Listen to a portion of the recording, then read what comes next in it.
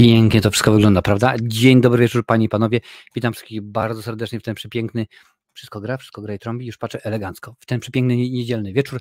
Ja nazywam się Marcin Skruch i dzisiaj pogadamy sobie o tym, co ciekawego wydarzyło się w świecie kultury, sztuki, filmu, książek, no głównie akurat filmu i seriali będziemy w tym tygodniu, czyli krótko mówiąc, co tam w Hollywoodzie, panie i panowie. Witam bardzo, bardzo serdecznie. Cześć Jurku, fajnie, że jesteś.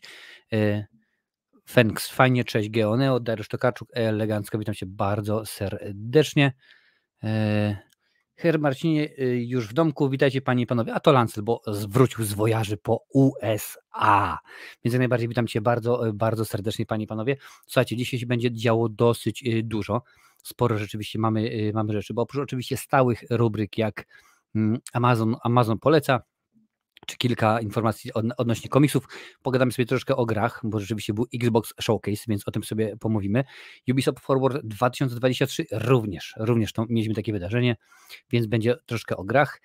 Disney zaprezentował nam swoje zmiany i niektóre produkcje opóźnili aż o rok. Wiadomo, strajk scenarzystów, więc musiało tak do tego oczywiście dojść. To między innymi skutkuje tym, że Daredevil i Pingwin seriale są jak najbardziej opóźnione. Kolejny serial od CW, czyli DC, jest anulowany, będzie o tym jak najbardziej. Wybrano reżysera nowego filmu o Batmanie, czyli Batman the Brave and the Bold. No, będzie niestety cykl PESEL-u nie oszukasz. Cormac McCarthy, a także Treat Williams od nas odeszli. No i będzie jeszcze kilka słów o m.in. Panie Samochodziku, o Stranger Things, a także o kilku innych fajnych rzeczach, ale na początek to, co jest na początek najważniejsze, czyli już tutaj widzę, że gdzie to mi się nie wie, proszę bardzo, od kiedy będzie zmiana godzin live'ów? Gleoneo, od 9, czekaj, już sprawdzę dokładnie, 9 lipca, nie, 8 lipca jedziemy na wakacje, więc od 9 lipca będzie zmiana. Ja o tym was oczywiście poinformuję. I do końca wakacji będą o 20, tak akurat zrobimy. No nie będzie wtedy mnie, ale akurat są odcinki nagrane, jak między innymi rozmowa z Michałem Szczepańskim o Patrycjuszu Wegecie, więc to będzie od 10 to wtedy wypada, od 10 lipca będą jak najbardziej. Dobry wieczór, cześć, witam cię bardzo, bardzo serdecznie, cześć Krzysztofie. Słuchajcie, na początek, to oczywiście na początek trwało głosowanie. Dobrze wiecie, że kiedy zaczynamy nową serię kultowych horrorów, a w tym momencie omawiam Dyniołowego, we środę wjechała druga część, więc jeszcze trzecia, czwarta i odcinek z ciekawostkami. I ważne dla wszystkich wspierających, czy to przez YouTube'a, czy przez Patronite, te odcinki już są dla was dostępne. Dobrze wiecie, że one są już na YouTubie. Możecie sobie je zobaczyć, no, czy to na Patronite, czy na naszej prywatnej grupie na Facebooku Skruchowisko, więc te odcinki są dla was dostępne. Możecie oglądać. W przyszłym tygodniu będą dostępne wszystkie odcinki tego, co będzie po Dyniogowym, czyli Toporu. Wybraliście, że będzie Topór, więc Topór będzie również w przyszłym odcinku, w przyszłym tygodniu dla was dostępny, czyli tak mniej więcej z miesięcznym przynajmniej wyprzedzeniem, ale ponieważ skoro zaczynamy nowy cykl, no to wybraliście, co będziemy omawiać po Toporze. Było 5 waszych propozycji. Daliście, ażebyśmy, no takie były propozycje. Naznaczony, czyli Insidious, koszmar minionego lata, koszmar następnego lata, koszmar, wiecie, te wszystkie koszmary. Wzgórza mają oczy, wstrząsy, czyli Tremors, a także było jeszcze Ptakodemia, Birdemic, też to wybraliście. I panie i panowie, oto tak stwierdziliście, że wzgórza mają oczy. To chcecie, ażeby było omówione. 36% osób zagłosowało na wzgórza mają oczy. Na drugim miejscu naznaczony 25%, koszmar 18%, wstrząsy 13%, wstrząsy, które dotarły na Blu-rayku, a Ptakodemia 7%. Więc panie i panowie, wzgórza mają oczy. Czyli kończymy Dyniogłowego, potem Topór, czyli Hatchet, a na koniec będzie oczywiście omówiony, no tak jak mówiłem tutaj, wzgórza mają oczy. I to będzie oczywiście wszystko, czyli nie tylko te wersje oryginalne USA Craven, ale będą to wszystko rzeczy jak najbardziej. Co tak mało osób dzisiaj na live? 5 osób tylko, co to się dzieje? Live jest mam nadzieję, jako publiczny, no ale zobaczymy, może się za chwilę ludki pojawią, będziemy patrzeć. Wow, w tym tygodniu kończysz podstawówkę? No to gratulacje. Gratulacje, bardzo, bardzo mnie to cieszy. Więc panie i panowie, kultowe horrory, dokładnie wiecie jak to jest. Będziecie sobie mogli, no co tu dużo mówić, Wzgórza mają oczy chyba jest 3, może 4 części, jeżeli wziąć pod uwagę również tę nową wersję, która ponoć nie jest najgorsza z tego co pamiętam, nawet to fajnie wyglądało. Więc o tym sobie będziemy Będziemy sobie o tym mówili za czas jakiś. Co tutaj mam? Kultowe horrory. Mówiłem, Dyniogłowy jest już na YouTubie. Spis treści, zgadza się. Dla tych, którzy z Was oglądają ten odcinek z odtworzenia, proponuję pogrzebać w opisie. Tam jest spis treści, możecie sobie skakać dokładnie pomiędzy rozdziałami, pomiędzy tymi rzeczami, które Was jak najbardziej interesują. Takiej możliwości nie mają osoby, które to słuchają tego materiału na Spotify, no ale to już jest rzeczywiście inszość. Jak tam u mnie, pyta Krzysztof? U mnie dziękuję, bardzo dobrze, bardzo jest fajnie, dziękuję, w porządeczku. Słoneczko ładnie, dzisiaj temperatura 24 stopnie, zresztą widać, a może na szczęście i nie widać, że się poce, więc rzeczywiście dosyć ładna pogoda, mimo że kilka dni popadało, a o tym, że live będą o 20 od lipca, to jak najbardziej już Wam mówiłem. Więc fajnie. Cześć, Madame Perfumela, witam bardzo serdecznie, że jesteś, że wyjechałaś do nas na kanał. Co tutaj się działo? A u mnie w mieście Gramarlardowicz, współczuję jak najbardziej. Muszę się pochwalić, na meczu odratowałem drużynę, całą drużynę i dostałem brawa nawet od kibiców rywali. Proszę bardzo. Mam nadzieję, że nie mówisz o tym meczu, no tutaj co grało, że tak powiem, Vive Kielce z Magdeburgiem, no i niestety jakoś nam się nie udało. Zobaczymy co napiszesz. Więc słuchajcie, zaczynamy i dzisiaj coś dla graczy na początek, bo rzeczywiście działo się dosyć sporo w tej materii. Jeszcze Wam już tutaj pokazuję. Oczywiście są to artykuły, no chciałem powiedzieć filmowe, ale to jest tak naprawdę przedruk z innych rzeczy, jak na przykład ten to jest materiał od Xboxa. Panie i panowie, tutaj widzicie, Microsoft z mocną, ale popatrzcie, jak zrobiłem tego, ale nie włączyłem, a włączyłem, dobrze. Z mocną ofensywą. Najlepsze zapowiedzi z Xbox Showcase. Czy są tutaj jacyś gracze Xboxa, bo wiem, że graczy jest dosyć sporo, także dajcie znać na czacie, napiszcie ja, jeżeli gracie na Xboxie. Podczas prezentacji Xbox Game Showcase 23 Microsoft zaprezentował rozgrywkę z zapowiedzianych wcześniej tytułów, ogłosił daty premier nadchodzących gier oraz ujawnił kilka zupełnie nowych produkcji. Jeśli przegapiliście to wydarzenie, zebraliśmy w tym miejscu najciekawsze ogłoszenia z Xbox Showcase. Proszę bardzo. Także jak najbardziej. No, niestety zwiastunów Wam nie mogę pokazywać, bo wiadomo, prawa autorskie, ale skoro widzicie, to są wszystko linki YouTube'owe, więc możecie spokojnie to odnaleźć na YouTubie, więc między innymi Fable, Xbox Game Showcase, konferencję otworzył zwiastun długo wyczekiwanej nowej odsłony serii Fable. Niestety zawierał on raptem kilka fragmentów rozgrywki, ale w dużej mierze opierał się na pre-renderowych scenach z gry. Więc jak najbardziej warto zobaczyć. Star Wars Outlaws, no to chyba w ogóle nie ma co mówić. Gwiezdne Wojny chyba każdy zna. Ubisoft ogłosił swoją nadchodzącą grę w otwartym świecie Star Wars Outlaws, prezentując jednocześnie zarys fabuły gry o Cas Ves, które wyruszy na poszukiwanie wolności w towarzystwie Nix. Gameplay ma być reprezentowany na Ubisoft Forward 23, a sama gra okaże się w 2024 roku na PC-ty, Xbox Series X i S, a także PlayStation 5. No więc jedyna szansa u mnie, że będzie to ogrywane na PC-cie, bo w PlayStation mam ale 4. Panie i panowie, dalej. Cyberpunk Phantom Liberty. Kolejna rzecz, oczywiście Cyberpunk 2077. Prawie 3 lata po premierze Cyberpunk 2077 CD Projekt Red w końcu zaprezentował rozgrywkę i szczegóły nadchodzącego rozszerzenia Phantom Liberty, czyli tylko dodatek, czyli tylko rozszerzenie, no ale może akurat któraś z tych gier Wam podejdzie, bo akurat wiem, że jest tutaj dosyć spora liczba fanów gier wideo. Microsoft Flight Simulator 2024, no to chyba tutaj nie trzeba nikomu tłumaczyć, o czym jest Flight Simulator, czyli symulator lotów. Hellblade 2.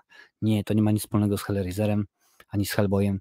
Hellblade 2, kontynuacja gry Hellblade od Ninja Theory z 2018 roku. Została zapowiedziana już w 2019 na PC, konsolę Xbox Series. Teraz po tylu latach otrzymaliśmy wreszcie nowy zwiastun prezentujący rozgrywkę w konsoli Xbox Series X. Niestety nie znamy daty debiutu, nie jest znany trailer, zapowiadana premiera na 2024 rok, więc sobie jeszcze długo poczekamy. Avowed. Panie i panowie, Obsidian zaprezentował pierwszy fragment rozgrywki ich nadchodzącej gry RPG Avowed. W materiale pokazano rozbudowany i kolorowy, otwarty świat, utrzymany jednak w typowej dla Obsidianu stylistyce. Więc jeżeli lubicie, to proszę bardzo. I jeden z ostatnich tytułów, Starfield. Jednym z najważniejszych momentów prezentacji był zwiastun Starfield, jednej z najważniejszych gier Microsoftu i Bethesdy w tym roku. Zwiastun zaoferował szybkie spojrzenie na rozgrywkę i zarys fabuły nadchodzącej gry, więc bardzo dobrze, żeby się można sprawdzić. Słuchajcie, tak jak mówiłem, to są wszystko zwiastuny Xboxowe i YouTube'owe, więc możecie je spokojnie na YouTubie dorwać. Persona 3 Reload. Po wielu przeciekach Persona 3 wreszcie została oficjalnie zapowiedziana i trafi na Xbox Game Pass w 2024 roku. I zobaczymy. Forza Motorsport. To jest właśnie akurat rzecz, której żałuję, że że nie mam Xboxa, bo Forza patrzyłem, jeden gameplay, sprawdzam jak to wygląda i to naprawdę wygląda pięknie, cudownie, a to jest tylko i wyłącznie na Xboxy. To jest tylko i wyłącznie tam szkoda. W końcu otrzymaliśmy również datę premiery rebootu Forza Motorsport na tory wyścigowe. Wrócimy już 10 października. No to więc będziecie Xboxowcy, Microsoftowcy mogli sobie popykać. Clockwork Revolution. Główną prezentację zakończyła się pokazem Clockwork Revolution, nowej gry od studia In Exile, która okaże się we właściwym czasie. Czyli wiemy, kiedy się okaże, ale kiedy się okaże, to się okaże, jak się okaże. Tak sobie jakoś wymyślili. Słuchajcie, dalej, tutaj jeszcze rzeczywiście jest dużo rzeczy, bo również było ostatnio Ubisoft Forward 2023, więc również kilka gier, też Wam zaprezentuję te, między innymi Avatar Frontiers of Pandora, żyje i wyjdzie w tym roku. No to szybciej niż 5. część Awatara, to zapowiedzieli. Słuchajcie, z tego będziemy się śmiać za chwilę. W grze Avatar Frontiers of Pandora, stworzonej przez Massive Entertainment, Lightstorm Entertainment i Disneya, wcielasz się w Navi, który powraca na Pandorę po wychowaniu przez ludzką korporację ZPZ. Więc no, rzeczywiście może warto. O, i w końcu The Crew Motorfest. Chyba w The Crew, którąś wersję tej gry na pewno pogrywałem, bo akurat kojarzę to logo. Najnowsza gra wyścigowa The Crew Motorfest przynosi graczy na malowniczą wyspę Oahu na Hawajach. Czy to nie jest czasem tam, gdzie siedzi i pracuje Magnum PI? Tak mi się wydaje. Nieodżałowany, niesamowity Tom Selleck, a teraz jest nowy Magnum. Gdzie mogą eksplorować miasto Honolulu, wulkaniczne zbocza, bujne lasy, deszczowe, górskie drogi lub słoneczne plaże. No i bardzo pięknie. Jeszcze więcej Assassin's Creed. No i rzeczywiście Assassin's Creed jest zatrzęsienie, bo nie wiem, czy tutaj są wszystkie, ale mam tutaj kolejną kartę, gdzie jest chyba z 3 czy 4 wersje różnego rodzaju Assassin's Creed. Wygląda na to, że Ubisoft bardzo poważnie traktuje swoją flagową serię, koncentrując się na niej większość swoich ludzkich zasobów. W trakcie pokazu zaprezentowano aż 3 nowe odsłony z serii Assassin's Creed Nexus. Zaprojektowany na VR mobilną grę Assassin's Creed Jade oraz Mirage, które przeniesie graczy na ulicę Bagdadu. No proszę bardzo. Star Wars Outlaws, to o tym oczywiście już mówiłem już wcześniej. I jeszcze pomniejsze zapowiedzi, czyli Skull and Bones nie poszło na dno i dostanie kolejną betę od 25 do 28 sierpnia.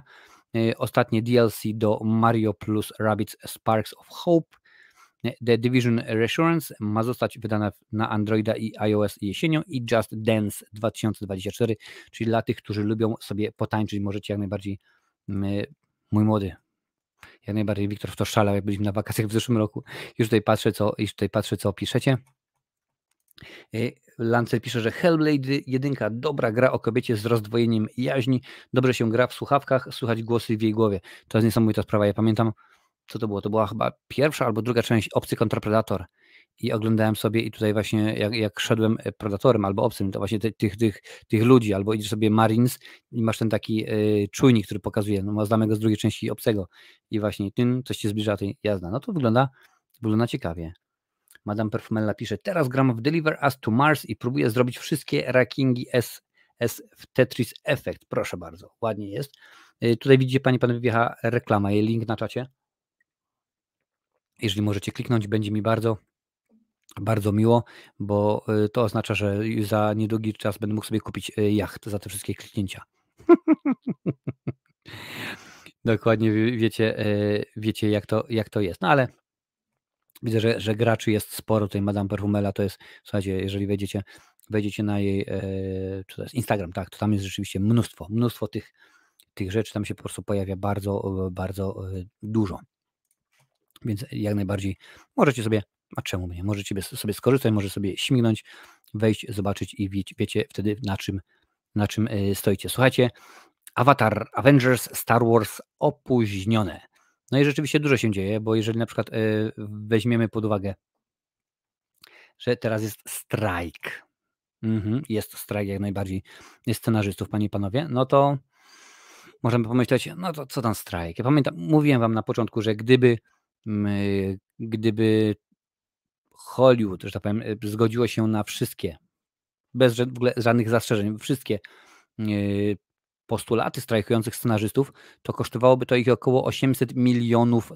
Tam głównie chodzi o podwyżki, o ubezpieczenia zdrowotne, emerytalne i tak dalej, tak dalej. Takie rzeczy socjalne, można by rzec. No ale oni się nie zgodzili już bodajże po pierwszych 2 tygodniach, to już wynosiło 2 miliardy. Teraz domyślam sobie, że to już pewnie gdzieś jest około 10 miliardów, bo rzeczywiście szaleją, po prostu szaleją. No ale słuchajcie, no tak to rzeczywiście jest, jak ktoś myśli, że wie lepiej, no to tak to jest. A tym razem, panie i panowie, słuchajcie, Avatar Avengers, Gwiezdne Wojny opóźnione, Disney ogłasza nowe plany, jak podaje nam The Hollywood Reporter. We wtorek Disney zaprezentował zrewidowane plany dystrybucyjne na najbliższych kilka lat. Niestety studio nie ma dobrych wieści dla fanów. Niemal wszystkie największe hity zaliczyły co najmniej roczne opóźnienie. Sprawdźcie, co się zmieniło i już wam tutaj mówię. No więc, panie i panowie, zacznijmy od Awatara.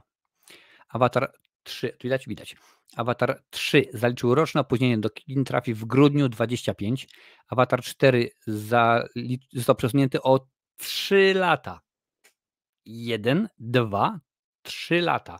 Na grudzień 29, a Avatar 5 również 3 lata i będzie to grudzień 31. Jak znam życie, Avatar 5, ten co jest opóźniony na 31 rok, opóźni się i będzie jak najbardziej nie grudzień 31, a nie grudzień 35, bo oni nie pokażą klasy. To są jakieś jaja, naprawdę to są jakieś jaja, to co się dzieje. Nie ogarniam tego, no ale jak widać, oni też tego nie ogarniają, po prostu jakaś masakra. Słuchajcie, kinowe uniwersum Marvela, tutaj również dużo się dzieje. Pół roku wcześniej niż dotąd planowano, w kinach pojawi się Deadpool 3 i to jest bardzo dobra wiadomość.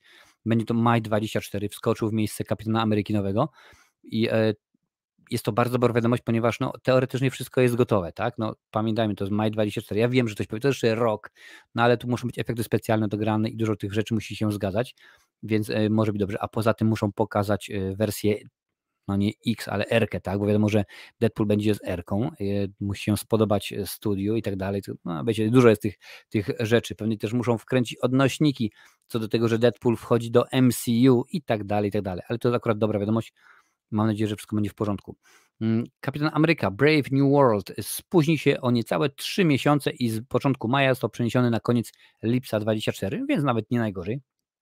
Całkiem przyzwoicie. I 5 miesięcy później do kin wejdzie widowisko Thunderbolts. Jego premiera została wyznaczona na grudzień 24.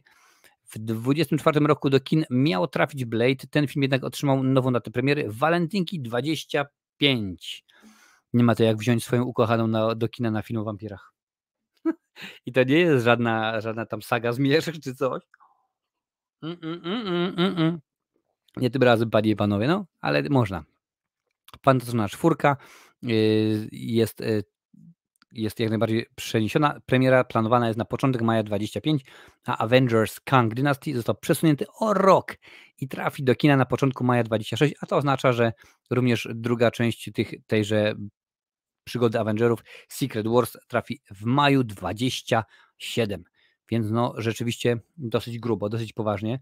Dzieje się dużo, jeżeli chodzi o te strajki, no ale to jak już mówiłem wcześniej, oni sami sobie są winni. I też pamiętajcie, panie i panowie, to nie dotyczy tylko i wyłącznie, no co tu dużo mówić, wielkich produkcji, ale też różnego rodzaju talk showy, różnego rodzaju takie odcinki, jak ja mam teraz, prawda, podsumowanie tygodnia. Oni tam też mają oczywiście swoje programy, no nie wiem, czy Helen DeGeneres ma jeszcze, ale powiedzmy program Opry i tak dalej, to wszystko ma swoje scenariusze. Ktoś to musi wklepać na ten prompter, a nie tak elegancko, jak ja tutaj mówię z głowy, czyli z niczego. Nie, tak dobrze nie ma. No tak jakoś po prostu masakrycznie tam to jest.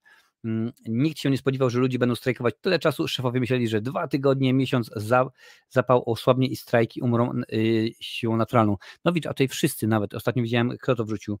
Kevin Smith, tak? Kevin Smith również jak najbardziej popieram strajkujących, trzymajcie się, bo to tak naprawdę to nie jest nagle, że każdy chce po milionie za scenariusz, co nie? Tu chodzi głównie o sprawy socjalne, to nie jest nic wielkiego, no tylko jeżeli policzymy, ile tych scenarzystów jest, no bo tak jak mówię, to już nie tylko Marvele czy Gwiezdne Wojny, ale są wszelkiego rodzaju też filmy klasy B, klasy C, filmy telewizyjne. Ktoś te scenariusze musi pisać. Seriale telewizyjne, seriale Netflixowe, Amazonowe, Maxowe, Prime'owe, Apple i tak dalej, i tak dalej. Mnóstwo tego oczywiście jest. To trzeba zrobić. Wszelkiego rodzaju sitcomy, wszelkiego rodzaju, jak mówiłem, talk showy. No, to jest ogromne, naprawdę ogromne, jeżeli policzymy to w miliardach. No skoro tak są, tak nie mają. Wampiry są bardzo romantyczne, robią konkretne malinki na szyi, pisze Lancel. No zdecydowanie tak. Ja akurat tam już nie wnikam, jak bardzo duże te malinki wampiry robią, no ale pewnie jest ich dosyć sporo i są widoczne. No ale tak to rzeczywiście jakoś wygląda. Zobaczymy, jak będzie z Disneyem. Nie jest to oczywiście ostatnia rzecz, o której dzisiaj pomówimy, jeżeli chodzi o opóźnienia, no ale to już dokładnie wiecie, że kiedy jedna rzecz się sypie, jak to mówił Murphy, jeżeli coś może nie wyjść, to nie wyjdzie. A teraz, panie i panowie, pora na Amazon Poleca. Wybrałem dla was dzisiaj 3 produkcje.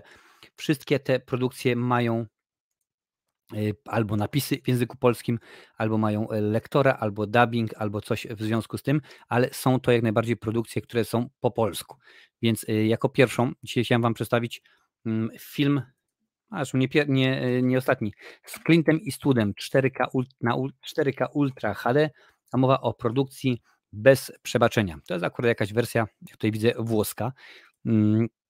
Clint Eastwood, Gene Hackman, Morgan Freeman, Richard Harris. Link oczywiście do wszystkich tych Amazonów poleca jest na czacie, także w opisie możecie wejść. Jest to wersja 4K Ultra HD, 51 zł 80 groszy. Możecie sobie kliknąć, chyba że macie ochotę na VHS-a, ale VHS kosztuje 78 zł, więc jest grubo. Nie wiem, w ogóle HDR w tym momencie, wiem, że Pyrkon trwał w ten weekend i Szymon z kanału Język Filmu miał tam swoją prelekcję na temat HDR-u, więc mam nadzieję, że ktoś się z was wybrał na Pyrkon i skorzystaliście. Także warto, więc polecam jak najbardziej. No, filmu nie trzeba przedstawiać, 4 Oscary, zresztą tutaj widać. Genialny film, świetny. No niby western, ale tak do końca, jeżeli popatrzymy, no to on tak niekoniecznie jest westernowy, tenże western. Aczkolwiek warto jak najbardziej zobaczyć. Chyba nie muszę wam mówić. Kolejną produkcją, którą chciałem wam polecić, inny film Clint'a Eastwooda. Tym razem, no, nomen omen, również na 4K. Kraj Macho, panie i panowie, również z polskimi napisami. Blu-ray 4K, jak zresztą tutaj widzicie, 41 zł i 45 groszy. Co jest zaskakujące, DVD jest o 3 zł tańszy tylko, a jakość inna. No, chyba że nie wszyscy mają jakość odtwarzaczy DVD, Blu-ray. Więc jak najbardziej można sobie śmignąć. To jest akurat na Prime, jeszcze dostawa we środę, jeżeli się skusicie, więc możecie śmignąć. Żeby skorzystać z tych ofert, nie trzeba, panie i panowie, nie trzeba być ani żadnym moim subskrybentem, ani dawać łapkę w górę, ani w dół, nic, po prostu możecie wchodzić i tak dalej. Dziękuję bardzo, nie ma żadnych obostrzeń. A jeżeli skorzystacie, no to z racji tego Amazon mi odpali tam kilka złociszy. Nie ma to wpływu na waszą cenę. I ostatnim filmem, a właściwie filmami, bo jest to aż 4-pak, coś dla fanów kina akcji, to panie i panowie, Zabójcza broń 4, 1 i 4. O, proszę bardzo, wszystkie filmy Zabójcza broń, Lethal Weapon, jak mawiał koń polski, to jest tylko, można powiedzieć, tylko Blu-ray za 107 zł. Więc jeżeli macie ochotę, możecie sobie skorzystać, możecie, jak to mówi siostra Anastazja, nabyć drogą kupna. Tutaj piszę, to kosztuje mniejsze pieniądze niż nowe DVD na Empiku. To są wszystko ogólnie teoretycznie nowe, no popatrzcie. Ja w tym momencie mówiłem wam ostatnio, że, czekajcie, to wyjdę już, to są polecajki w każdym razie od Amazona na ten tydzień. Tutaj przechodzę na pełen ekran, żebyście widzieli, o co mi chodzi. Niedawno kupiłem właśnie, mówiłem wam, wstrząsy, patrzcie, wstrząsy, nie wiem czy widać jeszcze, zafoliowane są, ładnie szeleści. Również ten ładny steelbook Batmana w 4K też jest jeszcze zafoliowany. No i również wszystkie 4 części Matrixa, tutaj widzicie. I to są wszystko rzeczy zafoliowane i to jest niesamowite. I chyba sobie nie przypominam, żebym kupując rzeczy z Amazona, no chyba, że jest napisane używane, zniszczone czy cokolwiek, ale jeżeli jest napisane, że jest nowe, to jest wszystko ładnie zapakowane w folii. No wiadomo, że ja w tym momencie tego nie potrzebuję otwierać i nie będę. Niech się nie kurzy, bo akurat wszystkie te produkcje widziałem. Chyba, że, no tutaj widziałem tylko 2 części, chyba, że wybierzecie, że kiedyś do kultowych horrorów, tym razem nie wybraliście, ale jeżeli kiedyś wybierzecie do kultowych horrorów, żeby omówić wstrząs, to wiadomo, będą się rozpakować. Tremors, la collezione completa. Include tutti sex i film. Oczywiście piękny mój włoski, prawda? Beznadziejny, no ale Lepiej mieć takie włoski niż nie mieć włosków w ogóle. Panie i panowie, tak to jakoś wygląda, więc a ceny są, i to też pamiętaj, to co tutaj pisałeś w tym momencie, Wiciu, że kosztuje mniej niż DVD w Empiku, ale to jest motyw taki, że to są akurat bestsellery, to znaczy, że na nie jest w tym momencie promocja. To, że na przykład mówię wam dzisiaj, jeżeli na przykład te same produkcje mógłbym wam pokazać za tydzień, już cena może być inna.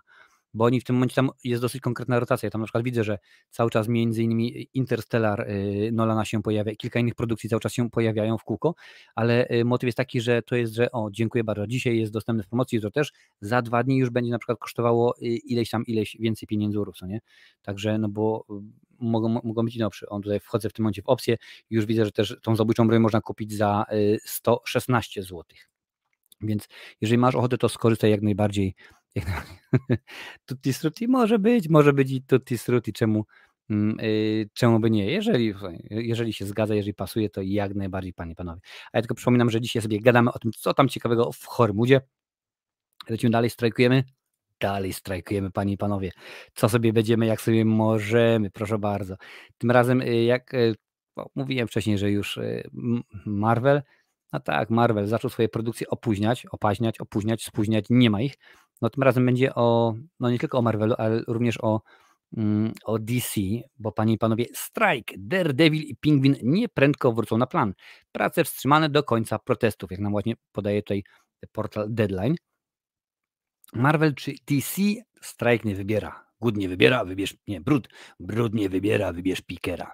Platformy Disney Plus i Max kapitulują przed gildią scenarzystów i przerywają na czas nieokreślony zdjęcia do 2 seriali.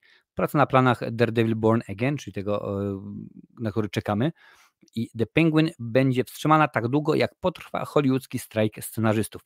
W tym momencie, z tego co się orientuję, chyba Pingwin ma mieć erkę, więc ma być rzeczywiście dosyć krwawy, brutalny. Zobaczymy, jak to będzie wyglądało. Mam nadzieję, że będzie wszystko w porządeczku. Cześć Jakub, siema, co uważam o Tudum będziemy gadać za chwileczkę, ale muszę powiedzieć tak w jednym skrócie, rozczarowało mnie jak najbardziej, mimo że akurat wczoraj oglądałem,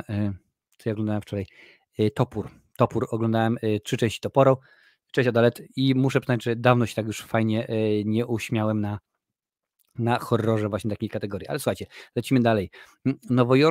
Nowojorscy protestujący regularnie blokowali plan Daredevil i zdjęcia były kilkakrotnie przerywane. Tutaj widzicie, znowu wjeżdża reklama. Od ilości waszych kliknięć w tą ankietę, której wypełnicie, będę wiedział, czy zarobię $1 milion czy 10 milionów. Także im więcej waszych kliknięć, tym lepiej dla mnie. Ale wracając do Daredevila.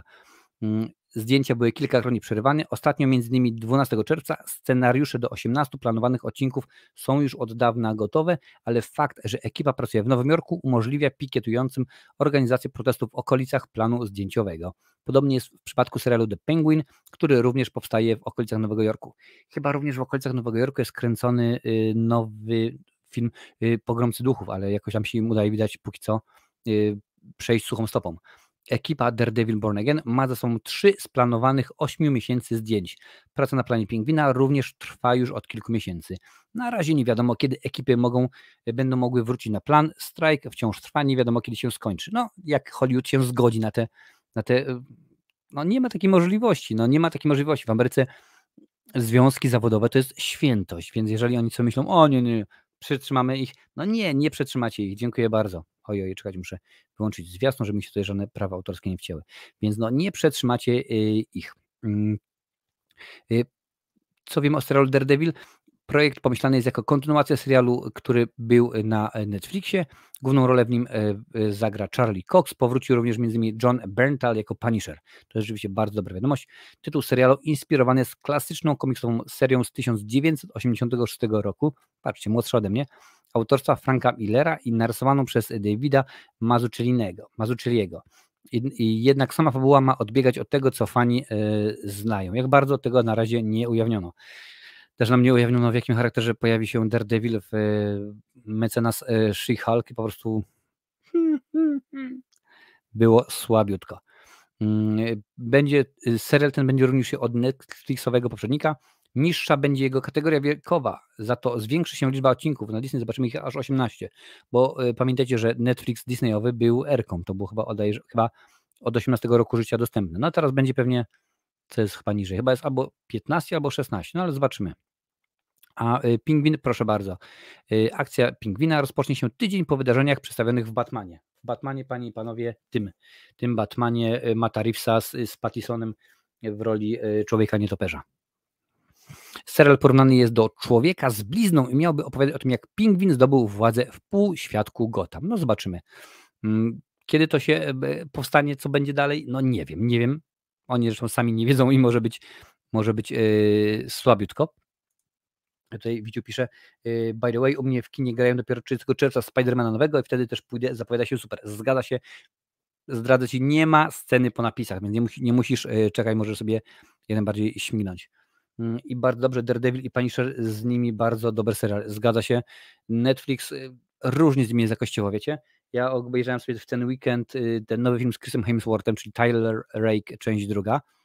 Recenzja będzie jutro albo pojutrze, jeszcze w tym momencie nie wiem dokładnie, ale było to rzeczywiście fajne, w miarę sensowne kino, ale różnie jest z tymi serialami, bo tam mieliśmy oczywiście oprócz Punishera i Daredevila, była jeszcze Jessica Jones, jak najbardziej był Luke Cage, pierwszy sezon drugi zapominamy, był jeszcze Iron Fist, którykolwiek odcinku zapominamy i jeszcze było chyba Defenders, taki był tak zwany crossover, że pojawiali się wszyscy 4 bohaterowie i tego w ogóle się nie dało oglądać, więc no u nich jest czasami lepiej, a czasami jest gorzej. Punisher też miał nieźle filmy, ale na pewno lepsze od filmu Daredevila. A Punisher też miał nieźle filmy, na pewno lepsze od filmu Daredevila.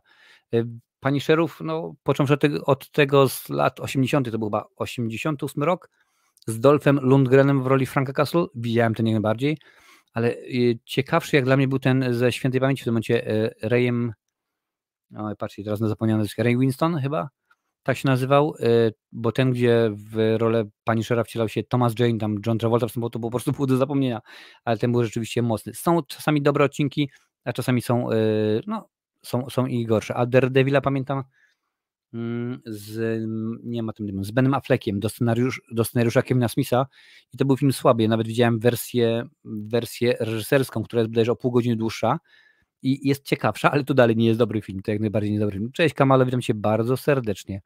Spider-Man poprzez multiversum kino największe.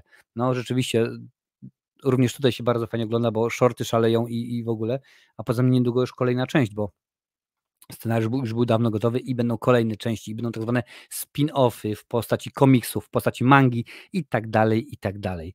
Nie, Polarą z Mikkelsenem nie widziałem. Spider-Man poprzez multiversum to arcydzieło. Rzeczywiście jest piękny film. Trzeba przyznać, że rzeczywiście jest dobrze, panie i panowie. Więc teraz lecimy dalej, bo no, Daredevil i Pingwin zapauzowane, a Rycerze Gotham od DC, jak to mówił śpiewał Cezik w Forfeiterze, Garemu Out, czyli kasacja. Gotham bez Batmana nie sprawdza się. CW kasuje serial DC. Podaje portal Deadline. Sekundkę tylko łyknę herbatki, bo mi gardziołko zatkało się. Usłyszycie na recenzjach najnowszych Dyniogowego, jak ostatnie kilka dni mój głos bardziej przypominał Batmana niż cokolwiek innego. Dzisiaj jest już lepiej, ale rzeczywiście tak się zastanawiałem, co jest kurczę grane z tym głosem, no ale potem tak 28 stopni, potem się wsiada do auta, klimatyzacja, wysiadasz, jest cieplutko, idziesz do pracy, klimatyzacja, a ponoć to jest właśnie najgorsze i tak najwięcej się osób przeziębia. Ale jakieś strepsilsy i tak dalej, inne rzeczy i dało radę i jest moc, słuchajcie. Lubicie serial Rycerze Gotham? Jeśli tak, to ta wiadomość Was zasmuci. Stacja CW postanowiła skasować serial drugiego sezonu. Nie będzie, ponieważ wyniki oglądalności nie usatysfakcjonowały nowych właścicieli stacji. No i Wam powiem, że ja nawet tego serialu nie zacząłem jeszcze oglądać. Nie wiem jak to jest u Was, czy już znacie ten serial, czy wiecie, czy oglądacie. No ja nie oglądałem tego w ogóle. Akcja serialu rozgrywała się po morderstwie Bruce'a Wayne'a. Gotham bez Batmana staje się niebezpieczniejsze niż kiedykolwiek. Niebezpieczniejsze? No dobrze, niech będzie. Zbuntowany, adoptowany syn Mrocznego Rycerza łączy siły z dziećmi jego przeciwników, które wyrobiono w jego zabójstwo. Powstaje grupa najbardziej poszukiwanych przestępców w mieście, walczących o to, by oczyścić swoje imię. Czyli po raz wtóry dostajemy legion samobójców, tylko w tym momencie już nie na taką wielką skalę, tylko coś jeszcze innego. No myślę, że tutaj jest część z nich. Nad projektem czuwał, sekundkę, muszę tutaj zapauzować. Nad projektem czuwał Greg Berlanti, a serial przygotowało jego studio Berlanti Productions we współpracy z Warner Bros. Television. Greg Berlanti, panie i panowie, to jest facet odpowiedzialny za całe Arrowverse, które właśnie na stacji CW było nadawane, czyli Green Arrow, Flash, Legends of Tomorrow, Supergirl, co tam jeszcze było? Black Lightning, ale Black Lightning to był chyba Netflix, tak samo Batgirl to było chyba HBO i chyba jeszcze Superman i Lois, tak mi się wydaje. W obsadzie znaleźliśmy m.in. Olivia Ross Keegan, Navia Robinson, Fallon Smitey, Tyler DiChiara oraz Misha Rollins, która wcieliła się w prokuratora okręgowego Harvey'a Denta, który wcielił się, przepraszam bardzo. No tutaj jest oczywiście zwiastun. No, co tu dużo mówić. Serial został anulowany, trudno życie. Napiszcie mi, tak czy nie. Tak, znasz, oglądałaś serial, bardzo ci się podobał? Nie, w ogóle cię nie zainteresował, w ogóle cię to nie wciągnęło, nie masz pojęcia o co chodzi. Bo jestem ciekaw, jak to było, no bo ja mówię, ja akurat serialowo chyba mi się wydaje, że DC jest dużo lepsze od Marvela, no ale tutaj widzę, że jakoś niespecjalnie ktokolwiek się tym chyba zainteresował. Tutaj sprawdźmy obsadę. Oscar Morgan jako Turner Hayes, Dole Doe, Kaylee, Harper Rowe, Colin Rowe. Ja w ogóle tych postaci nawet nie kojarzę tutaj. No, Harvey Dent, no to Misza, okej, no dobra. Jak to jest u was, panie i panowie?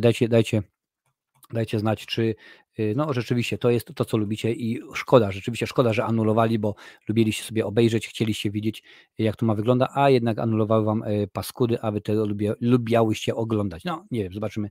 Może akurat to oni nie mają racji. Napiszcie, tutaj zaraz parzę. Proszę bardzo. Adalety, nie oglądałam tego. No więc rzeczywiście Jakub, słyszałem, ale nie oglądałem, czyli wiem, ale nie powiem. Lancel, nie oglądałem tego, proszę bardzo. Kamala Iron, dla mnie Miss Marvel, Loki, WandaVision wygrywają, jeżeli chodzi o Marvela. No tak, no ale to wiesz, ogólnie jest Marvel. O ile, i to ja się z tym zgadzam, bo ja to właśnie mówię bardzo często, że o ile jeżeli chodzi o filmy, no to powiedzmy Marvel daje rady, no bo rzeczywiście nawet Flash, którego robiłem recenzję, to muszę przyznać, że sam pomysł mi się podobał i pojawienie się tych wszystkich postaci, nie będę teraz zdradzał, kto się pojawia, bo tam rzeczywiście jest mnóstwo osób, no to mokry sen fana DC, no ale wykonanie, ta animacja i później tak naprawdę jak siądziesz zastanowić się nad tą fabułą, no to jest słabo, no słuchajcie, nagrałem prawie półgodzinną recenzję, więc no nie będę się chyba więcej rozwodził na ten temat po prostu, także filmowo Marvel rządzi, serialowo, a zwłaszcza jeżeli chodzi o animację, to po prostu no, DC jest królem, co tu dużo mówić, panie i panowie. Więc widzę, że tak niespecjalnie kogokolwiek ten serial, im się wydaje, że też trochę to może było zrobione na siłę, na zasadzie, słuchajcie, mamy to Arrowverse, ono się sypie, bo już nie ma zielonej latarni, zielonej strzały. Green Arrow już dawno odłożył łyżkę, czyli Flash się w tym momencie kończy, Supergirl anulowana, Batwoman to w ogóle dajcie spokój. Kolejny film Lightning też został wykopany, wszystko to się porozwalało, no a tutaj nagle jakoś tak, no niekoniecznie. No. DC ostatnio nadgania Marvela. Którymi? Powiedz mi, Wiciu, którymi produkcjami? Wonder Woman 1984? Może Czarny Adam z rokiem? A może drugi Shazam, czy chociażby Flash? No niestety nie nadgania. Według mnie nie nadgania poziomem filmów. Pomijając Shazama, no to słuchaj, Flash w tym momencie przez pierwszy weekend, tam był jakiś szacowany, że on zarobi tam chyba 170 milionów dolarów. W pierwszy weekend zarobił 55, w Ameryce oczywiście tylko, 55 milionów dolarów. To jest połowa tego, co zarobił film z Dwaynem Johnsonem, czyli Czarny Adam. Czyli możecie sobie wyobrazić, a James Gunn powiedział i jak najbardziej, scenariusz do nowego Flasha jest już gotowy. Od października 2022 jest gotowy scenariusz. Ma powrócić Michael Keaton w roli Batmana, także ma powrócić Supergirl, pod warunkiem, że drugi Flash, że pierwszy Flash, i ten, który teraz jest w kinach, zarobi w granicach 700-770 milionów dolarów. Ale raczej nie zarobi, bo on w tym momencie zarobił w weekend otwarcia mniej niż Ant-Man i Osa Quantumania, a to był słaby film.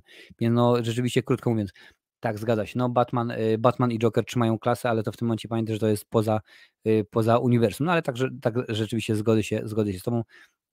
Dla mnie Flash taki średniak. Ja chyba dałem Flashowi 6 czy tam 7. Taki na zasadzie, że może być, no ale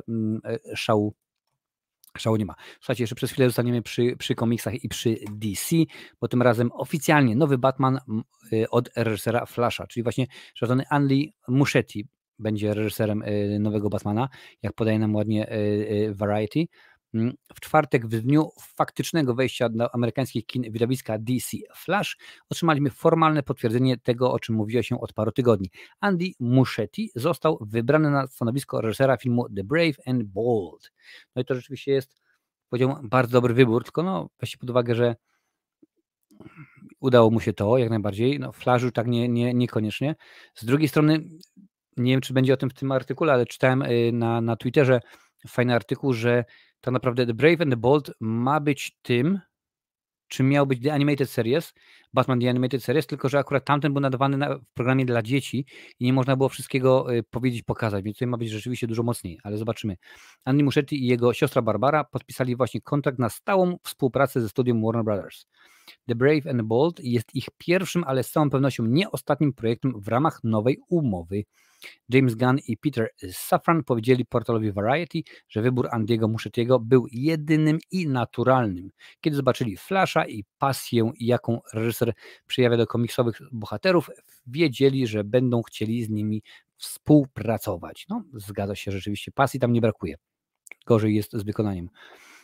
Co wiemy o nowym Batmanie? Proszę bardzo. The Brave and the Bold to jeden z zapowiedzianych przez Jamesa Gunna widowisk składających się na pierwszą fazę nowego uniwersum DC.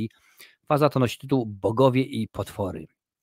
W filmie zostaną wprowadzone do uniwersum DC postacie Batmana i Robina. Nie będzie to więc ten sam bohater, którego gra Robert Pattinson. Jego Batman jest częścią Elsewhere, czyli uniwersum gromadzące alternatywne wersje komiksowych postaci. Więc to, o czym mówiłem wcześniej. Tak samo Joker, w którego wciela się Joaquin Phoenix, to nie jest właśnie to samo uniwersum. A jak ogrywać fajnie uniwersum, jeżeli oni nie wiedzą, niech sobie sprawdzą, bo najnowszy Spider-Man właśnie poprzez multiversum świetnie to pokazuje. Lecimy dalej. Szczegóły fabuły na razie nie są znane, ponieważ projekt nie ma i do zakończenia strajku nie dostanie scenarzysty. Podobno pierwsze skrzypce w widowisku grać będzie Dick Grayson oraz Damian Wayne, syn Bruce'a, czyli skoro w tym momencie tak to jest umiejscowione, czyli Damian Wayne, czyli syn Bruce'a będzie grał Robina, a Dick Grayson no w tym momencie już powinien być Nightwingiem, domyślam się. Wracając, Damian Wayne, syn Bruce'a Wayne'a, czy jak określono go twórca, mały skurwiel. Inspiracją są prace Granta Morrisona o Damienie. Jeśli James Gunn nie zmieni zdania, to Batman w uniwersum DC będzie o kilka lat starszy od Supermana, którego poznamy w widowisku Superman Legacy. Więc rzeczywiście no, mam nadzieję, że będzie to wyglądało dobrze, sensownie, fajnie i ciekawie.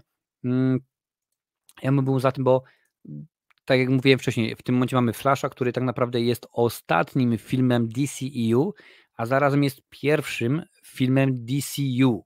Tak to jest właśnie pomyślane, że przez to, bo jest Flashpoint Paradox, przez to, że Flash wraca w czasie, zmienia przeszłość, to rzeczywiście to się wszystko wymiata i wraz właśnie z Aquamanem drugą częścią mają być to pierwsze produkcje.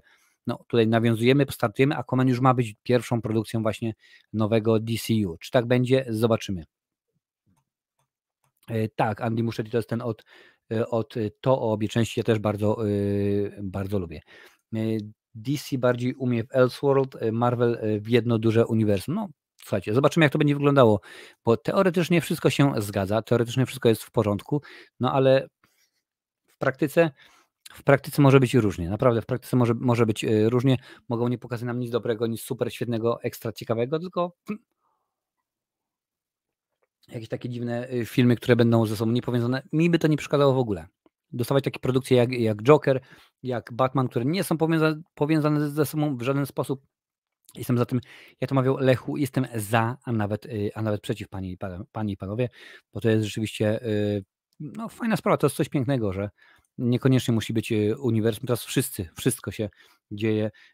Multiversum, co teraz jest? Mówiłem wcześniej o Tylerze Rake, czyli druga część, nowy film z Chrisem Hemsworthem.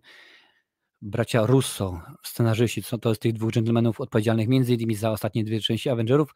Już w tym momencie wiadomo, że będzie trzecia część Tylera Rake'a, czyli no już po pierwszym dniu zgodziła się ilość łapek w górę, ilość godzin więc pewnie to szybko poszło, ale powiedzieli, że będzie to jest początek nowego uniwersum, bo rzeczywiście jest mnóstwo postaci, które mogą dostawać swoje nowe filmy, nowe seriale, więc teraz wszyscy robią swoje uniwersum.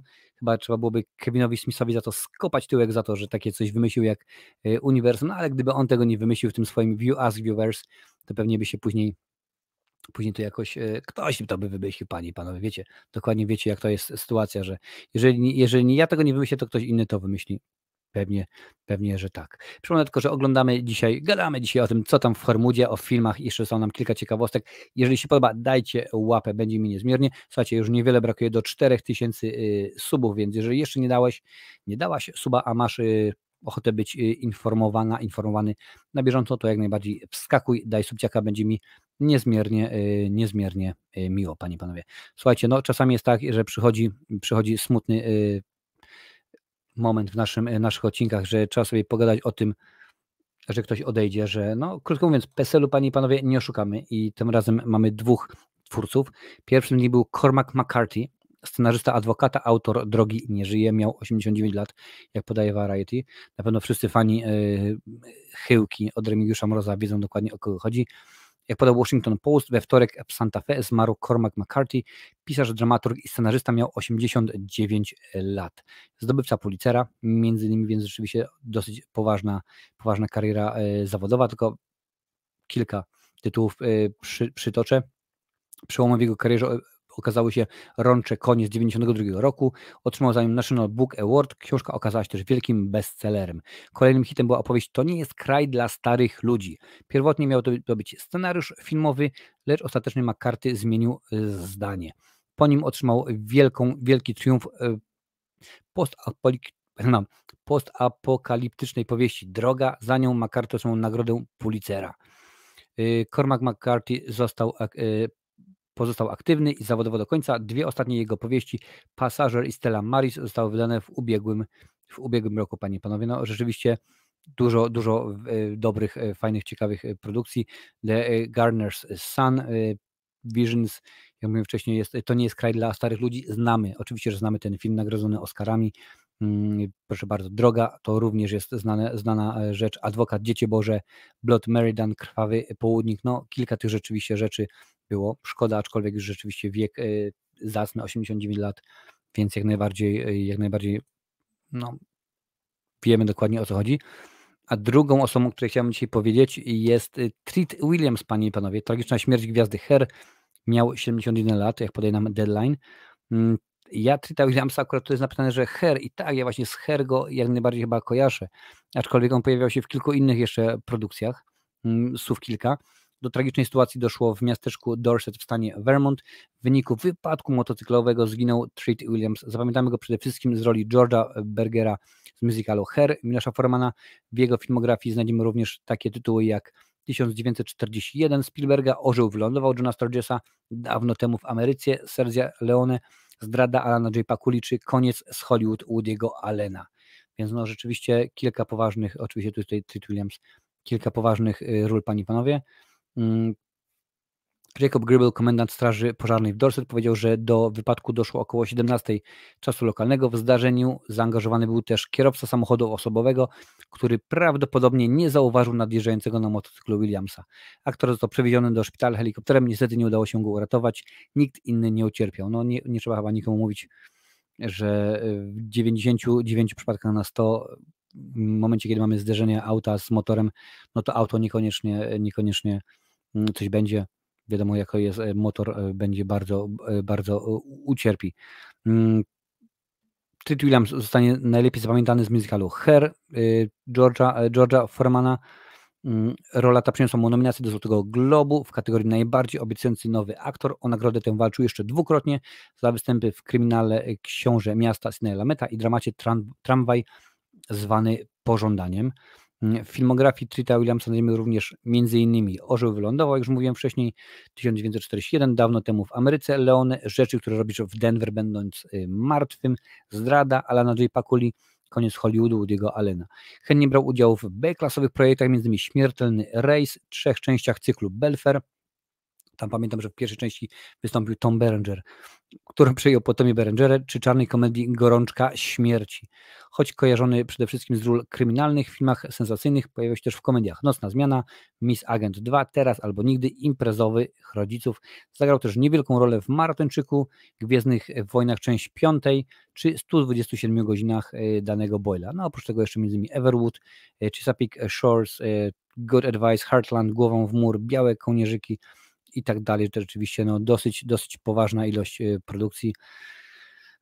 Niestety, 71 lat. Panowie, wasze zdrowie. Co prawda herbatką, drogi YouTubie, no ale tak jakoś to wyszło. Szkoda, naprawdę szkoda, bo żadna śmierć nie jest dobra, żadna śmierć nie jest ciekawa, no ale trudno już.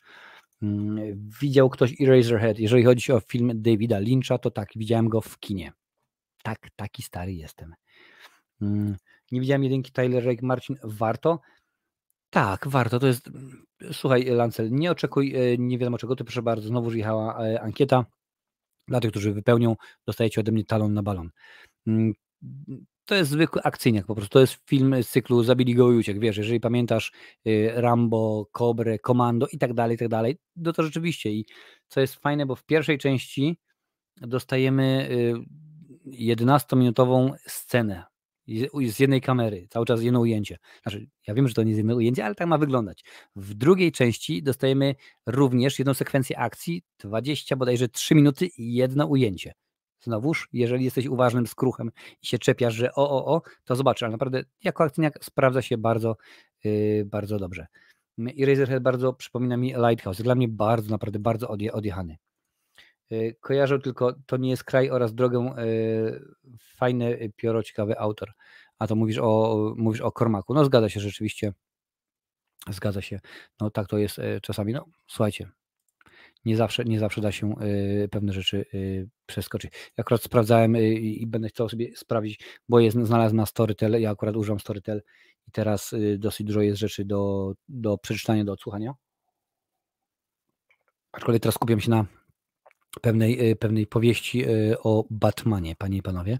Za kilka tygodni mam nadzieję, że powiem wam coś więcej na ten temat. Rambo Pierwsza krew to nie do końca taki Zabili go i uciekł. No tak, ale już druga, trzecia, czwarta i chyba piąta część to już jak najbardziej. A jedynka, no wiadomo, jedynka na podstawie książki i troszeczkę, tam się troszeczkę rozmyło, troszkę jest inaczej niż w książce, no ale czemu by nie. Słuchajcie, to jest chyba film, który wydaje mi się zaczął to wszystko. To znaczy dostaliśmy informację, że będzie nowa wersja, potem nowa wersja pana Kleksa, teraz nowa wersja sami swoich i tak dalej. No i się kręci, ale jak to będzie wyglądało? Pan Samochodzik nadjeżdża, znam datę premiery. Netflix będzie miał hit? Będzie miał hita, czy będzie miał kita? Pyta portal Filmy, bo to akurat od niej jest informacja nadesłana. Pan Samochodzik i Templariusze, adaptacja uwielbianej książki autorstwa Zbigniewa Nienackiego, trafi na Netflix już 12 lipca. Nie wiem, czy będzie recenzja, bo akurat ja wtedy będę na urlopie, więc nie będę się wygłupiał, żeby na urlopie jakieś recenzje robić. W roli głównej Mateusz Janicki, towarzyszyć będą mu m.in. Sandra Drzymalska i Maria Dębska, panie i panowie. No chyba nie trzeba nikomu przedstawiać pana Samochodzika, taki powiedzmy, można powiedzieć, że pierwowzór, troszkę w innym wydaniu, ale pierwowzór Indiana Jonesa. Film wyreżyserował Antoni Nykowski, autorem scenariusza jest Bartosz Szybor, a w obsadzie poza Mateuszem Janickim znajdziemy m.in. będzie Jacek Beller, Piotr Sega, Kalina Kowalczuk, Olgierd Blecharz, Anna Dymna, Ewa Błaszczyk i Przemysław Bluszcz, więc bardzo wiele nieznanych nazwisk. To są oczywiście zdjęcia, które możecie zobaczyć, jak to wygląda. No całkiem ciekawie, muszę przyznać, całkiem fajnie. A czy będzie dobrze, czy nie? No zobaczymy, jestem ciekaw. No proszę bardzo, tutaj widzicie, że którą polską produkcję Netflixa czekać najbardziej. Tego mnóstwo tutaj, jak widzicie, tych nowych rzeczy. Pan Samochodzik, no obejrzę, no bo ja pamiętam głównie, jeżeli chodzi o Pana Samochodzika, to głównie oczywiście kojarzy mi się nasz Hans Kloss, czyli Stanisław Mikulski, ale to nie jest jedyny odtwórca roli Samochodzika, więc zobaczymy, jak to będzie wyglądało. Tak jak pan Kleks był pierwowzorem Harry'ego Pottera, no domyślam się, że oni nawet pana Kleksa nie znali. To są akurat Brytyjczycy, więc niekoniecznie mają coś w tym tutaj rzeczywiście Rambo Ostatnia Krew to Kevin sam w domu dla dorosłych, a wiesz, że Kamalo Iron przygotowuje pewien materiał na temat dorosłego Kevina samego w domu, więc może rzeczywiście coś będzie. No ale to jest akurat jedna z tych rzeczy, to tak, bardzo chętnie obejrzę.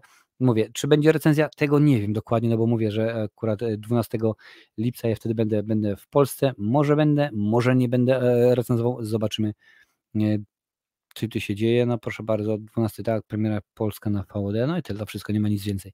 Więc obejrzymy sobie, pogadamy sobie, obejrzymy sobie to na pewno, a czy sobie pogadamy, no to jeżeli nie będzie recenzji, to sobie pomówimy o tym tylko i wyłącznie właśnie na zasadzie odcinka na żywo, bo czemu nie, kto nam zabroni? Jeżeli nie będzie recenzji, to możemy śmigać. I słuchajcie, tadam, tu dumnie jest napisane, ale to jest od tego dźwięku, który się pojawia na Netflixie, jak włączacie film, nie? Tadam. Więc czemu nie? Premiery.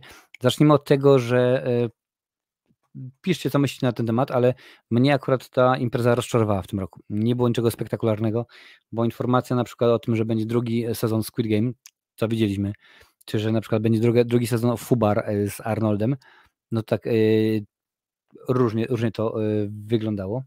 O, proszę bardzo. A teraz Sky Showtime wjechał. Czemu by nie? Proszę bardzo. Mówię, zbieram ten nowy jacht. Normalnie będzie, że hej. Więc niekoniecznie było wiele ciekawych tematów, ale mam dla was przynajmniej w skrócie kilka. Zaczniemy może właśnie od tego, że Linda Hamilton w 5. sezonie Stranger Things. Kogo może zagrać? Pyta Variety. Zobaczymy. Chociaż twórcy Stranger Things zapowiedzieli, że prace nad 5. sezonem zostały wstrzymane z powodu strajku, to jednak nie pozostawili nas bez dobrych wiadomości. Właśnie ogłoszono, że w 5. finałowym sezonie zagra Linda Hamilton. Oczywiście kojarzymy ją, chciałem powiedzieć tylko, no pewnie nie, no ja jestem, może powiedzmy w ciągu ostatnich kilku tygodni przeczytam świeżo biografię Rona Perlmana, a ona wystąpiła między innymi w serialu Piękna i Bestia, jako piękna. Ron Perlman był bestią, no ale głównie to dla mnie i pewnie dla mojego pokolenia jest to Sarah Connor, tak? Ja jestem pokolenie X, to się chyba mówi, więc to dla mnie Sarah Connor. Mimo, że widziałem ją między innymi w Górze Dantego, ale to inaczej. Właśnie ogłoszono, że będzie Linda Hamilton. Na razie sama ta informacja będzie musiała nam wystarczyć, ponieważ szczegóły na temat jej postaci trzymane są w tajemnicy. No i oczywiście tutaj jest Linda Hamilton, legendarna Sarah Connor z Terminatora. No i chyba tylko tym się może rzeczywiście pochwalić, bo niekoniecznie tu jakoś więcej informacji na ten temat dostaniemy. Tak to wygląda w tym aspekcie. Ogólnie jestem ciekaw, w ogóle dajcie znać, czy śledzicie Stranger Things, czy znacie, czy chcecie, czy wiecie, czy jednak jest to wam totalnie obojętne. A gdzie ja mam tą, tutaj mam, proszę bardzo, już muszę sobie kliknąć. Jak to jest u was, zaraz sobie sprawdzę. A w międzyczasie popatrzymy, co oni napisali na Twitterze, bo materiałów tak naprawdę podsumowujących to nie było zbyt wiele, panie i panowie, ale pojawiało się kilka ciekawych, mam nadzieję, rzeczy, jak Chris Hemsworth lądując helikopterem zabawkowym, tak jak właśnie w tym serialu. Dostaliśmy pierwsze plakaty, pierwsze ukazanie właśnie między innymi nowego filmu Rebel Moon. O tym było ostatnio, mówiłem o to z filmu Jack Snydera, więc tutaj jest jak najbardziej. To są akurat rzeczy z Twittera, zresztą widzicie. Chcecie być na bieżąco, wbijajcie na Twittera. Marcinowe recenzje dla odmiany, tak to się akurat tam nazywa, różnego rodzaju zdjęcia. Tutaj był pokazany serial Avatar The Last Airbender. Akurat ten serial mnie w ogóle nie interesuje, bo widziałem film i ja wiem, że film i serial są dwa różne byty, tego nie można porównywać i tak dalej, ale jakoś nie jestem w stanie się przekonać, a stwierdziłem, że nie będę wam na przykład truł tyłka rzeczami, które mnie nie interesują, ale was może zainteresują, no może niekoniecznie. Jak mówiłem wcześniej, wiadomo, że Arnold Schwarzenegger przedłużył i drugi sezon serialu Fubar. Fubar oczywiście to jest skrót i pozwolicie, że nie będę go rozwijał, ale był użyty kiedyś w filmie Tango i Cash i to tak ładnie było przetłumaczone, chyba Janusz Kozioł to powiedział, że RMNP, Fubar, jak znaleźć, rodzona matka nie pozna, więc akurat powiedzmy, ujmijmy to, że to w ten sposób było pokazane, było przedstawione. Gal Gadot i Ali Bat w nowym filmie, czyli Heart of Stone, też już niedługo na Netflixie. Jamie Dornan jeszcze oczywiście dołączył do tejże ekipy. jakoś te filmy na Netflixie z Gal Gadot przychodzą mi koło nosa i niespecjalnie Czerwona Nota chyba był ostatni film i tam był przecież i Dwayne Johnson i Ryan Reynolds i niespecjalnie mnie to jakoś interesowało. Nie wiem o co chodzi. No zobaczymy, czy będzie to wyglądało dobrze. Sekund, muszę tutaj zapauzować oczywiście. Jest zwiastun do Rebel Moon z Zacka Snydera, więc możecie sobie wejść i zobaczyć, jak to wygląda. Może Was zainteresuje. No, pewnie więcej będziemy mówić na ten temat, kiedy już przyjdzie pora na to, ażeby zbliżał się okres premiery. Może będzie rzeczywiście fajniej i zabawniej. Proszę bardzo, jeszcze więcej zdjęć. O, już tutaj pauzuję, bo to zwiastun oczywiście tego filmu Heart of Stone, czyli action-packed thriller, jak to ładnie nazywają. Informacja o tym, że Linda Hamilton dołączyła do Stranger Things do 5. sezonu. Sekundkę, już pauzuję Arnolda. Arnold, jak już mówiłem i powtórzę po raz kolejny, dołączył i drugi sezon Fubar będzie. Tutaj są Snydery, tutaj pauzuję. Głównie będę na pauzowaniu to się będzie zajmowało. The Live Action, tutaj kolejny film, oczywiście One Piece też był przedstawiony. To się powtarza. No, ja odebrałem ten film tak na zasadzie, w porządku, no może rzeczywiście być. Wiadomo, tutaj jest również odnośnie drugiego sezonu u Wednesday, czyli Jenny Ortega, Emma Myers, Joy Sunday and Hunter Dugan discuss your best fun theories, czyli co się będzie działo. Ponoć ma być mroczniejsze, rzeczywiście już niekoniecznie tak dla dzieci, dla młodzieży, ma być troszeczkę, no powiedziałbym, horror to byłoby chyba za bardzo, mi się wydaje, buńczuczne, za bardzo stwierdzenie, o proszę bardzo, będzie lała krew. No nie, ale klimatem ma być rzeczywiście mroczny, ma być ciekawszy. Tu w tym momencie mamy zdjęcia, to jest The Last Airbender, to jest ten serial, o którym Wam mówiłem. Są zdjęcia z tego serialu. Wygląda ładnie, no ale to, że wygląda ładnie, to niekoniecznie może dam szansę. Ja tak robię w tym momencie, że kiedy oglądam nowy serial, to powiedzmy daję. Kiedyś dawałem cały sezon. Mówię, zobaczymy jak będzie. Teraz 3 odcinki. Jeżeli w ciągu 3 odcinków, i to nieważne, czy to są odcinki 20-minutowe, czy odcinki powiedzmy tam 40 czy godzina, jeżeli mnie w ciągu 3 odcinków serial nie wciągnie, to sobie odpuszczam. Tutaj, za chwilę pozwolicie, że nie będę teraz odbierał telefonu. Również widzę, że zwiastun do tego Avatar The Last Airbender. Tutaj jeszcze oczywiście więcej rzeczy, ale pauza. The Pogues are reporting for duty. Ale tych zwiastunów jest choroba jasna, mi nie wyskoczy nic, to będzie dobrze. Dostaliśmy oczywiście kolejny zwiastun 3. sezonu The Witcher. Tak? No niech będzie. Wiedźmin. Wiadomo, że Henry Cavill odchodzi, w Brazylii pojawił się tam, bardzo miał piękne przywitanie, pożegnanie, jak tam zwał, tak zwał. No zobaczymy, czy będzie to coś fajnego. Jeżeli dam radę, panie i panowie, to zrobię recenzję, no bo mówię, też będzie akurat pierwsza część Wiedźmina przypada na okres, kiedy będę na wakacjach, więc zobaczymy. Ktoś rozpłakał. Pauza. Bo nie chcę rzeczywiście robić cokolwiek, tutaj się żeby było. No i tak patrzę sobie rzeczywiście na te wszelkiego rodzaju produkcje. Lupin is back in danger. Watch an exclusive clip from part 3, czyli kolejny sezon serialu Lupin, tak chyba to wymawia, to o Arsenie Lupin. No, Heartstopper, 2. sezon. Rzeczywiście to jest, czekajcie, bo muszę, się włączają te zwiastuny. Heartstopper to jest kolejna produkcja właśnie od Netflixa. Nie wszystkim się podoba. Myślę, że bardzo, bardzo polaryzuje Polskę, bo to jest akurat opowiada o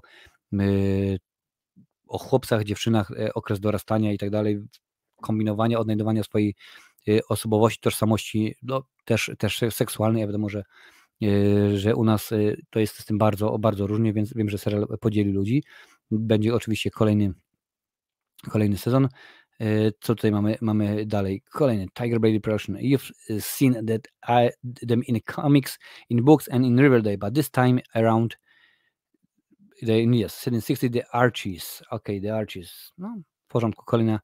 Kolejna produkcja jak najbardziej, więc tutaj jest całe tego rzeczywiście mnóstwo. Tutaj możecie, jak wejdziecie sobie, no tam akurat wam pokazuję z Twittera, ale jak wejdziecie na ich Netflixa, jest materiał 3 godziny, 5 minut, czy 6 godzin, długi, naprawdę bardzo długi są te materiały od Netflixa.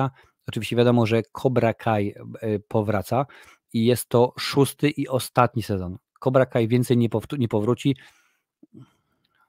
Wiem, że jest nigdy nie mów nigdy. No ale tak Netflix zapowiedział, tak więc no póki co jest, że to i koniec, dziękuję bardzo, nie będzie więcej. Także po herbacie. What's next for Anita after time travel? Watch season 2 of Back to 15, czyli Back to 15, czyli powrót do 15, skoro powrót w czasie, to pewnie tak. Więc jak najbardziej to można sobie sprawdzić. Gro z tych rzeczy nie znam. Powiem wam, że na przykład ten serial Back to 15 czy kilka innych, no nie znam, nie kojarzę, bo akurat na seriale to niespecjalnie mam czas, no ale sobie lubię to zobaczyć. Love is Blind, Returning na kolejny, 5. sezon już powraca. Miłość jest ślepa. Znaczy inaczej, ja przetłumaczę to jako Miłość jest ślepa. Jak jest polski tytuł, to już jest inszość, panowie. Może być różnie. Proszę bardzo, kolejny film, czyli Berlin. Może być rzeczywiście wielki hicior. Bridgertonowie i pierwsze zdjęcia oczywiście z produkcji. Czy są tutaj jacyś fani Bridgertonów? Czy akurat kochacie? Wiadomo, że nie będzie, bo to jest oparte na książkach. To akurat kolejny sezon ma nie być. 3. sezon ma nie być oparty, a przynajmniej nie w 100% oparty na książkach, na powieściach. Także tu jest rzeczywiście ukazują Bridgertonów. Już tutaj pauzuje Lily Collins, bardzo mi przykro. A to jest akurat serial Emily in Paris. Teraz 4. sezon i Emily się wybiera na rzymskie wakacje. Jeżeli macie skojarzenia z Audrey Hepburn i z tym, jak ona wygląda, no to raczej macie dobre skojarzenia, raczej dobrze wiecie, jak to wygląda. Proszę bardzo. Elita, 7. sezon zostaje, więc dosyć pięknie, dosyć zawodowo. Więc tutaj pauza i tutaj też pauza, bo to jest oczywiście Squid Games, panie i panowie, drugi sezon, więc są zwiastuny, możecie sobie posprawdzić, tego rzeczywiście jest dużo i gdyby nie to, że jest problem z prawami autorskimi, to pewnie bym pokazywał wam sezony. Pokazałbym wam nie zwiastuny, można byłoby sobie potem ładnie je skomentować. No ale jakoś tak niekoniecznie mam ochotę. No to oczywiście to kolejna rzecz, skoro mamy Jenna Ortega, no to wiadomo, że Adamsy, tu jest od Gianni, bo to w Brazylii było w tym roku. Zaraz popatrzę, bo widzę, że pojawia się dużo komentarzy, także zaraz odpalę, ale to chyba to już rzeczywiście wszystko, bo tutaj widzę, że pojawiają się kolejne rzeczy z Berlina i tak dalej, Airbender. No i to wygląda na to, że tyle i tak jak wam mówiłem wcześniej, że tutaj akurat jest Hardstopper. Tak jak mówiłem wam wcześniej, że no wygląda to ok, ale no nie jest to tam na zasadzie, że o proszę bardzo, ale pięknie. No już chyba wydaje mi się, że chyba bardziej czekam na dzień inwestora i może będzie ciekawie, fajnie. Tutaj sobie już tutaj sobie cofam czat i popatrzę, co rzeczywiście piszecie, ale było to wydarzenie na pewno rozczarowujące. Myślałem, że będzie coś ciekawszego, coś mocniejszego, jakieś gwiazdy naprawdę się pojawią. O, proszę bardzo, przejęliśmy teraz, robimy pełnometrażową wersję Kajko i Kokosza, czy coś, no a tutaj jakoś tak niekoniecznie jest. Dobra, już patrzę, co piszecie. Co sądzisz o Stranger Things? Tak koło 3. sezonu zacząłem odpuszczać, ale może na ostatnie odcinki wrócę. Proszę bardzo, ja może zacznę oglądać w końcu. Patrzę. Rebel Moon, przepiękny plakat, wygląda genialnie, rzeczywiście wygląda to bardzo ładnie, mam nadzieję, że będzie to coś pięknego. Pominąłem całkowicie Red Notice, pisze Kamalo. Ja mam na swojej liście do obejrzenia na Netflixie i mam i naprawdę, jeżeli już nawet nie mam coś oglądać, to nie sięgam po to, bo to niespecjalnie mnie interesuje, jakoś tak to wygląda. Jedyne, co Netflixa utrzymuje moją uwagę, to tylko Stranger Things. No tak samo jak na przykład moją uwagę na Amazonie utrzymuje tylko i wyłącznie The Boys, które rzeczywiście uwielbiam, a niedługo będzie jeszcze tak zwany spin-off. Będzie o tym lekarstwie, o tym powiedzmy pro, którym wydają. Po 1. sezonie ufam, że będzie hit Wednesday. No domyślam się, że również będzie fajnie. Obejrzę Wiedźmina, tylko te zmiany z Jaskrem. No, jeżeli to, mam nadzieję, że to jakiś taki głupi był żart, albo wiesz, tak zwany deepfake, czy cokolwiek, bo jeżeli to jest prawda, to co tam pokazali, to ja po prostu wymiękam. Sapkowski jeszcze żyje, ale już się pewnie w grobie przewraca. Lipę bardzo spoko serial, przyjemny, luźny. No widzę, nawet kiedyś pamiętam, że shorta odnośnie tego serialu robiłem. Ostatnio oglądałem z młodszym bratem też film Netflixa Turniej Główny. Nigdy nie słyszałem gorszego dubbingu. No, w Polsce dubbing jest dobry, jeżeli chodzi o animację, bo jeżeli chodzi o produkcje inne, to jest bardzo, bardzo, bardzo słabe. Cobra Kai mega serial, mocno czekałem, liczyłem na jesień, ale obawiam się, że nie prędzej niż wiosna. No przynajmniej tutaj na tym nie było podane. Jeżeli masz ochotę obejrzeć 3 czy tam 6-godzinny materiał na YouTubie, proszę bardzo, możesz sobie kazać. Elita, słyszałem, że niby w miarę niezła, chyba hiszpańskie sporo sezonów. No chyba rzeczywiście jakoś tak to wyglądało. Marcin, może w najbliższym czasie aktualizacja kolekcji DVD. Wiesz co, niekoniecznie, bo tego jest niezbyt wiele, co prawda, no jest tutaj nawet stoją te filmy, ale pokazywałem wam na bieżąco, więc wydaje mi się, że ile było ostatnio? 1500, tak? No więc umówmy się, to zawsze bardzo długi odcinek, bo przynajmniej powyżej 4 godzin. Może, bo pamiętam, że pod koniec już było różnie z tymi ludziskami, a zobaczymy, jeżeli się zbiera jakieś 2,5 tysiąca tych filmów, może rzeczywiście, a jeżeli te nasze odcinki będą o godzinie 20, czyli będzie szansa nagle, że się skończą koło północy, może wtedy coś zrobimy. Może wtedy coś pokażę, bo na razie no, nie ma zbyt wiele, tutaj mówię, mam może z 20, może 30 nowych filmów, ale to wam na bieżąco pokazuję, ale domyślam się, że za czas jakiś pewnie coś będzie. Także już patrzymy, panie, panowie. Więc Tudum Netflixa, właśnie taram, trzeba byłoby rzec, tak to rzeczywiście wygląda, jest, no i nic z tym się nie stało, nie było, no ja miałem wczoraj, bo mówiłem, to było dostępne ogólnie na YouTubie, można, każdy mógł sobie to obejrzeć, no ale wybrałem, że chyba spotkanie z Victorem Crowleyem, czyli z serią filmów Topór, Hatchet, wczoraj obejrzałem drugą część, trzecią część, no i potem czwartą część zatytułowaną Victor Crowley. Panie i panowie, więc rzeczywiście dobra to była zabawa, rzeczywiście dosyć w miarę fajnie się to oglądało, ale o tym się przekonacie, znaczy inaczej. Wspierający już pewnie w przyszłym tygodniu, no nie pewnie, na pewno w przyszłym tygodniu zobaczą recenzję wszystkich odcinków, a wy widzowie, no to za kilka tygodni, bo wiadomo jak to będzie wyglądało. Słuchajcie, za tydzień się widzimy? No jak najbardziej widzimy się za tydzień. W przyszłym tygodniu będzie co będzie? No będą na pewno nowe filmy, nowe recenzje. Jutro albo we wtorek, jeszcze nie zdecydowałem, będzie, jak mówiłem wcześniej, Tyler Rake, część druga. Środa to oczywiście trzecia część, aż nawet tutaj sprawdzę, jak to wygląda, ale w środę mi się wydaje, że jest trzecia część Dyniogłowego. Już tutaj patrzę, tak. Trzecia część Dyniogłowego, zgadza się. Jest zaplanowana, jak mówię, jest na YouTubie i można sobie spokojnie zobaczyć, jeżeli jesteście wspierającymi oczywiście. Więc jak najbardziej, potem będzie 4 i potem będzie odcinek z podsumowaniem. Flash, tutaj wszystko jest, dobra, w porządku. Tak więc widzimy się przynajmniej kilka razy, a na żywo jak najbardziej za tydzień o 21:30 czasu polskiego. Jeszcze póki co. A z mojej strony to wszystko, dziękuję bardzo i do zobaczenia, panie, panowie. Cześć.